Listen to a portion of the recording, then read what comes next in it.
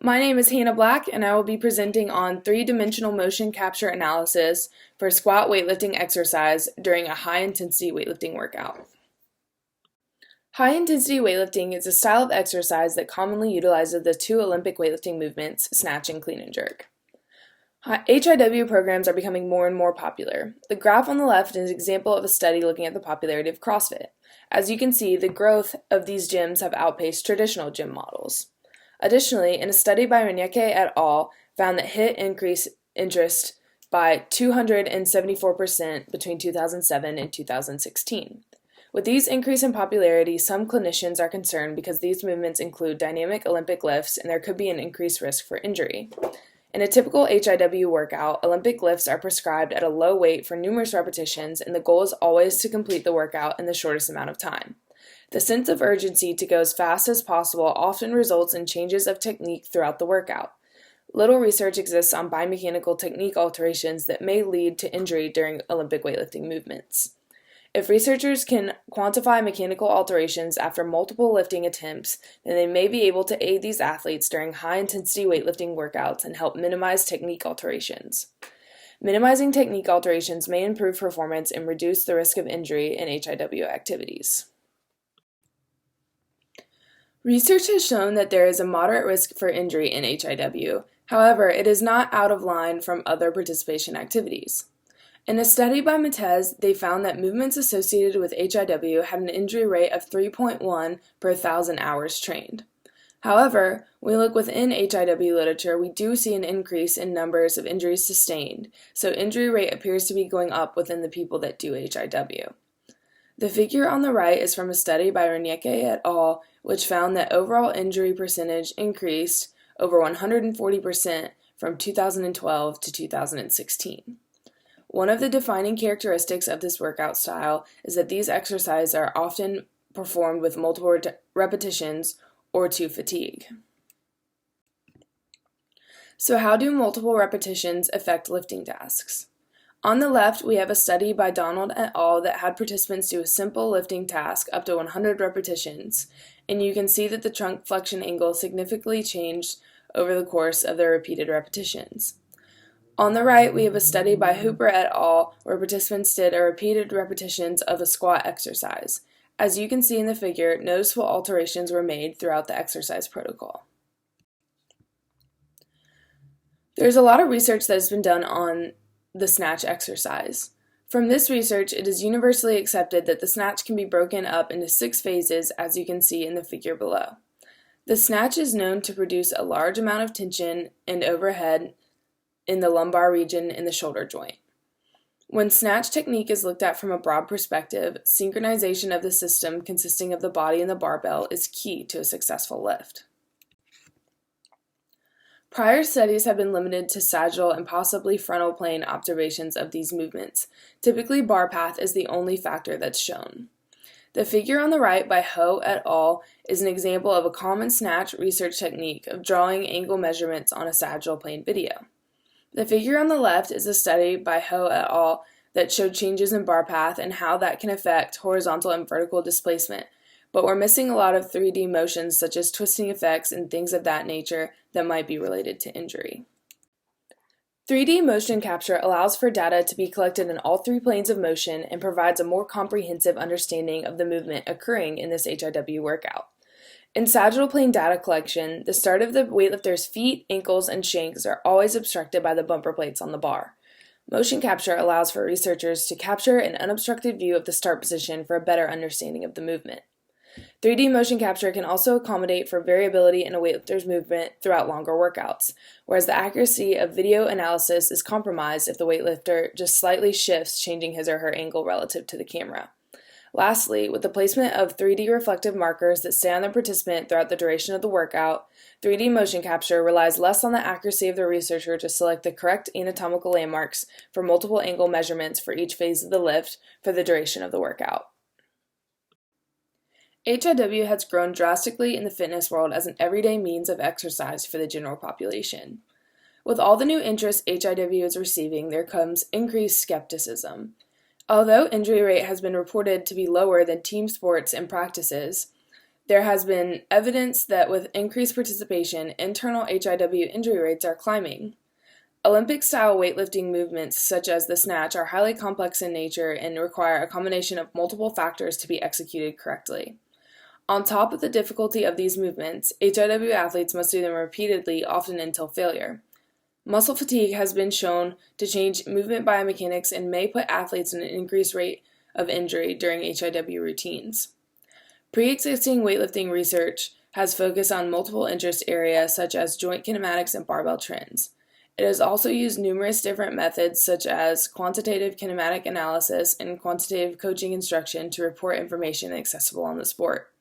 Yet without all these approaches from the past, there are numerous gaps in the pre-existing literature on high-intensity weightlifting and the snatch exercise. This study aims to combine multiple data acquisition approaches through 3D motion capture and subject-specific 3D biomechanical models to fill these gaps. Therefore, the purpose of this study is to quantify the 3D biomechanical alterations in the snatch movement after repeated repetitions. The participants that completed these workouts were 17 male and female weightlifters aged between 18 and 45 years old with more than 3 months experience doing the snatch and no recent injuries that could impair the ability to do this workout.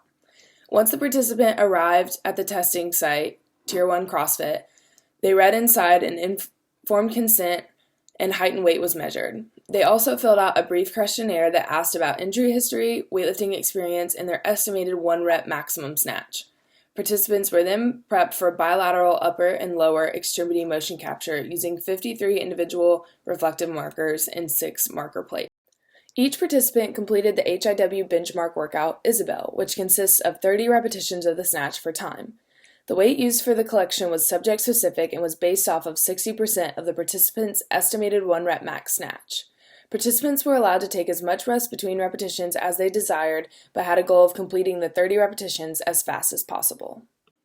Utilizing the subject-specific 3D biomechanical model created from the static trial, much like the one in the figure, kinematic marker data is being derived from the 3D trajectory of the reflective markers. This data is being calculated on the upper and lower extremities in the barbell using Visual 3D software. We chose 3 positions to analyze on the movement to limit our analysis. These include the start of the lift, when the bar is at the knee, and when the participant is in the catch position. We've investigated a 2-dimensional pilot study in the gym setting to get some preliminary data. Here we see the difference between the first repetition and the last repetition, specifically in the participant's knee at the start of the lift. You can clearly see there's a difference in the way the participant is setting up for the repetition. Preliminary results from the first participant have shown a change in mechanics from the first rep of the workout to the last. In the figure on this slide, the brackets represent the sets of repetitions completed by the participant in the workout. The gaps separating the brackets represent the rest taken by the participant in between repetitions. As you can see in the graph, the velocity of the participant's movement between each repetition started to get slower as the workout progressed, and the knee angular position curves varied throughout each bracket. Within each individual bracket, the curves are very similar to each other, meaning repetitions within their sets are relatively uniform. This implies alterations in technique occur after the participant rested rather than from repetition to repetition. When comparing the space between the brackets, you can see the participant's rest time increase with every break, yet the curves within the brackets continue to change throughout the workout, implying that the longer mid-workout breaks cause deviation between repetition sets. This suggests that completing multiple repetitions and taking a few seconds rest isn't the best way to approach this workout if repetition consistency is one of the goals. From a consistency standpoint, it could be more beneficial to take a second or 2 rest between each lift while the bar is on the ground. The process data for the first participant showed several technique alterations throughout the progression of the workout, most prominently in the change in trunk angle, knee extension angle, represented in this graph, and the depth the participant caught the bar. These findings may help determine key mechanical alterations in high-intensity weightlifting workouts that coaches should watch out for to reduce the risk of potential injury. This graph represents the participant's knee angular position when the bar is at the knee throughout the workout. Knee angular position is the rotation of the knee about the knee joint center. The positive value in this graph represents knee flexion. As you can see, the value varies tremendously throughout the duration of this workout, yet the change in knee angular position between the last 10 repetitions is relatively small. This might suggest that the participant became aware of the alterations in technique earlier in the workout and tried to correct them. More processing is needed to determine what these changes in knee flexion mean and if they are putting the participant at an increased risk for injury. Although there is much more data to process and analyzation isn't finished, the first participant's data yielded clear patterns in technique alterations. Within each repetition set, the knee angular position curves looked almost the same, yet when the sets were compared to each other, the differences were prominent. The participants' variation in mechanics throughout the workout seemed to occur following the rest period instead of gradually throughout the workout. Future research suggestions might be to normalize the rest periods that the participant takes and prescribe the number of repetitions and breakdown of sets.